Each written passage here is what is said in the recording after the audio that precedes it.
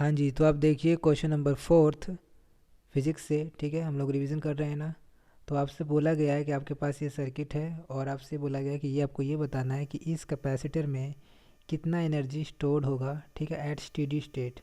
ठीक है, ये लाइन बोली है और क्वेश्चन कंप्लीट हो चुका है। ठीक है, तो हमें पता है कि कैपेसिटर में जो एनर्जी स्टोर्ड होता है वो उसका फॉर्मूला होता है half C V square by two. ठीक है, यही होता है। और हमें ये बात पता होनी चाहिए वी जो क्या होता है, ये पोटेंशियल डिफरेंस होता है। ठीक है, पोटेंशियल कुछ नहीं होता है, पोटेंशियल डिफरेंस हमेशा होता है। वैसे पोटेंशियल एनर्जी कुछ नहीं होता है, पोटेंशियल एनर्जी का डिफरेंस होता है। ठीक है, ये चीज़ें कंजर्वेटिव चीज़ों के लिए डिफाइन की जाती है, कंजर्वेटिव फील्ड्स के लिए। ठीक है, तो देखिए हमारे पास ये बात तो समझ आई कि हमें पोटेंशियल डिफरेंस निकालना है किसके अक्रॉस, इस कैपेसिटर के अक्रॉस। इसका मतलब मुझे ये पॉइंट का पोटेंशियल और इस पॉइंट का पोटेंशियल हमें पता होना चाहिए। तो स्टार्ट करते हैं। तो देखिए इसमें एक लाइन लिखी है स्टेडी स्टेट। जब स्टेडी स्टेट बोल दिया जाए, स्टेडी स्टेट का मतलब है कि कैपेसिटर पूरी तरह चार्ज हो चुका है और वो करंट को पास अब नहीं करेगा। मतलब कि वो किसकी तरह बिहेव करेगा, एक ब्रोकन वायर की तरह बिहेव करेगा। ठीक है, तो हम ये कह सकते हैं कि ये टूटा हुआ वायर है। अच्छा, वहीं कैपेसिटर अगर चार्ज होता, मतलब क्या बोला, T time, T is equal to infinite time अगर हो जाए तो कैपेसिटर एक ब्रोकन वायर की तरह बिहेव करता है। लेकिन अगर T is equal to T है, मान लीजिए कोई भी जीरो से लेके कोई टी टाइम है, फाइनाइट टाइम है, जब तक ये चार्ज हो रहा है, जब तक ये चार्ज हो रहा है ये कंडक्टिंग वायर की तरह काम करेगा। ठीक है, ये बात आपको समझ में आनी चाहिए। लेकिन स्टेडी स्टेट बोला है तो स्टेडी स्टेट का मतलब फुली चार्ज कैपेसिटर हो चुका है और जितना चार्ज होना था वो हो चुका है, अब ये करंट पास नहीं करेगा। ठीक है, तो आप ये कहेंगे कि इस सर्किट को आप इस तरीके से रीड्रॉ भी कर सकते हैं। फिलहाल रीड्रॉ करने की ज़रूरत नहीं है, पर फिर भी मैं कर देता हूँ। ठीक है, तो इस तरीके से आप इस सर्किट को रीड्रॉ कर सकते हैं। अच्छा, यहाँ पर एक आर, यहाँ पर टू आर, यहाँ पर वी वी और ये टू वी है। ठीक है, तो इस तरीके से आपका ये सर्किट ड्रॉ हो जाएगा। अच्छा, अब हमें ये पता करना है कि इस पॉइंट का पोटेंशियल और इस पॉइंट का पोटेंशियल क्या है। ठीक है, तो हमें पता है कि जब भी सर्किट ऐसे दिया जाता है तो पोटेंशियल डिस्ट्रीब्यूट कर सकते हो। ठीक है, कहीं पे भी एक पॉइंट पर ज़ीरो मान के, मान लीजिए मैं एक पॉइंट पर ज़ीरो मान लेता हूँ, ये आपका हक है। ठीक है, एक बार सर्किट में आप कहीं पे भी पोटेंशियल ज़ीरो मान सकते हैं और पोटेंशियल डिस्ट्रीब्यूशन का कार्यक्रम स्टार्ट कर सकते हैं। ठीक है, अगर यहाँ पर ज़ीरो है तो ये पॉइंट क्या हो जाएगा, वी। ठीक है, ये पॉइंट भी ज़ीरो ही रहेगा, ये पॉइंट भी ज़ीरो ही रहेगा। ठीक है, ये आपको सर्किट थ्योरी में आपने पढ़ा होगा। ठीक है, अच्छा ये ज़ीरो तो ये क्या हो जाएगा, टू वी, और ये वाला पॉइंट क्या हो जाएगा, वी।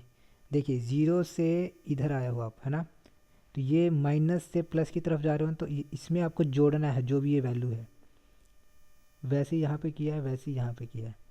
ठीक है, तो इस तरीके से आपको ये समझना है। अगर नहीं आता तो आप इस चीज़ को सीखिए। ठीक है, तो इस तरीके से आपने ये पॉइंट्स निकाले कि हाँ भाई इस पॉइंट का पोटेंशियल इतना है, इस पॉइंट का पोटेंशियल इतना है और इस पॉइंट का पोटेंशियल इतना है। ठीक है, लेकिन मुझे इस पॉइंट का पोटेंशियल नहीं पता क्योंकि मुझे इस पॉइंट का पोटेंशियल चाहिए जो कि सेम सेम रहेगा। ठीक है, मान लीजिए कि इस पॉइंट का पोटेंशियल है एक्स, तो ये भी हो गया एक्स, ये भी एक्स हो जाएगा और ये भी एक्स हो जाएगा। ठीक है, तो हमारा अब धर्म क्या रह गया, हमारा काम ये रह गया कि अब एक्स की वैल्यू निकालें कि एक्स की वैल्यू आखिरकार है क्या। ठीक है, तो देखिए हमें ये बात पता चल गई है कि ये ब्रोकन वायर की तरह बिहेव कर रहा है, तो यहाँ से कोई करंट वरंट तो जाएगा नहीं, तो इस सर्किट को हटा भी दिया तो कोई फ़र्क पड़ेगा नहीं। ठीक है, जब ये चीज़ हट जाती है तो हमें समझ आता है कि करंट ऐसे फ्लो करेगा। क्यों, क्योंकि देखिए यहाँ पर हायर वोल्टेज वाली बैटरी है, यहाँ पर लोअर वोल्टेज वाली बैटरी है। अगर इसके हिसाब से चले तो करंट इधर चलेगा और इसके हिसाब से चले तो करंट इधर चलेगा। चूँकि ये हायर वोल्टेज वाली है तो इसके हिसाब से डिसाइड किया जाएगा। तो इसका मतलब मेरा जो नेट करंट होगा उसकी डायरेक्शन किधर होगी, इधर साइड होगी।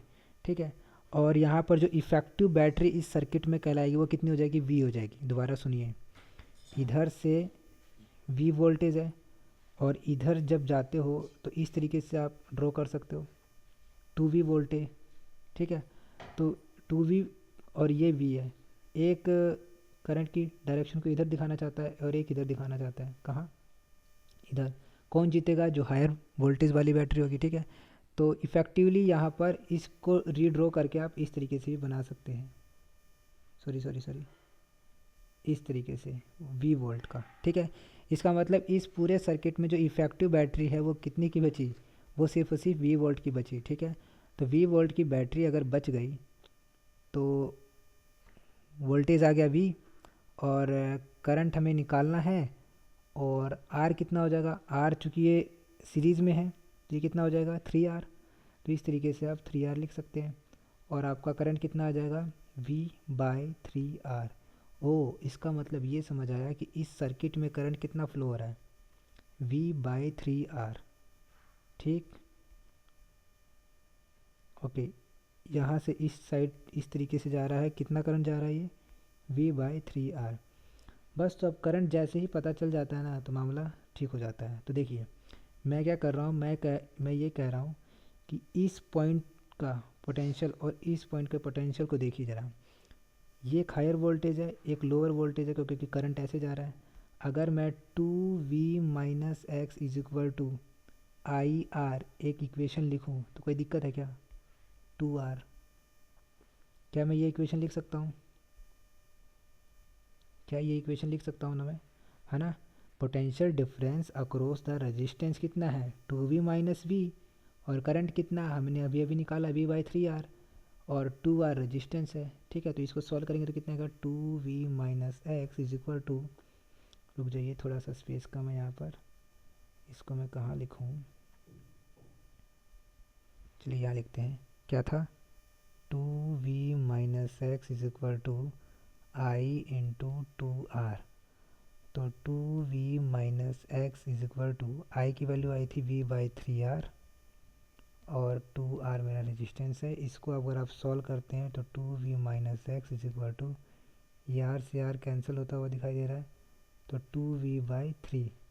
ठीक है, और x की वैल्यू क्या आ जाएगी, ये इधर चला जाएगा, ये इधर आ जाएगा, तो x की वैल्यू आपकी आ रही है 2V। चलो सॉल्व ही कर लेते हैं, समझ तो आ ही नहीं रहा है।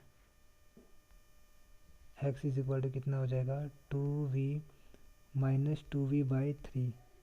ठीक है, इसको अगर आप सोल्व करें तो 4V/3 आ जाएगा। ठीक है, तो इस तरीके से आपका 4V/3 ये x पॉइंट आ गया।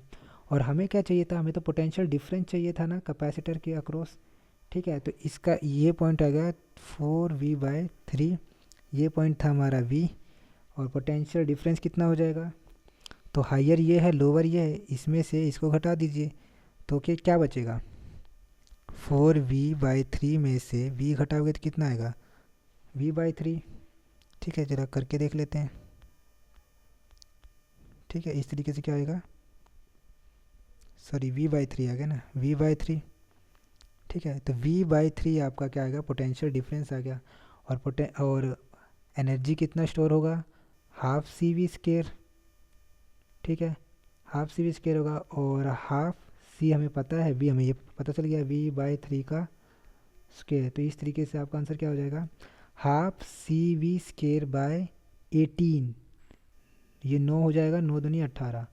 तो आंसर क्या हो जाएगा, आंसर हो जाएगा हाफ नहीं, सॉरी गलती हो गई, प्लीज़ माफ़ करिए, CV²/18। तो ये आपका एनर्जी इस पर आ जाएगा। ठीक है, थोड़ा सा कैलकुलेशन के लिए जगह नहीं थी, तो आपको समझना है कि ये किस तरीके से हम लोगों ने किया है। ठीक है, तो सबसे पहले क्या किया, सबसे पहले सर्किट को समझा कि स्टेडी स्टेट बोला जाएगा तो उसका मतलब ये होगा कि ब्रोकन वायर की तरह बिहेव करेगा, जो भी कैपेसिटर वहाँ पर है उसको हटा दीजिए।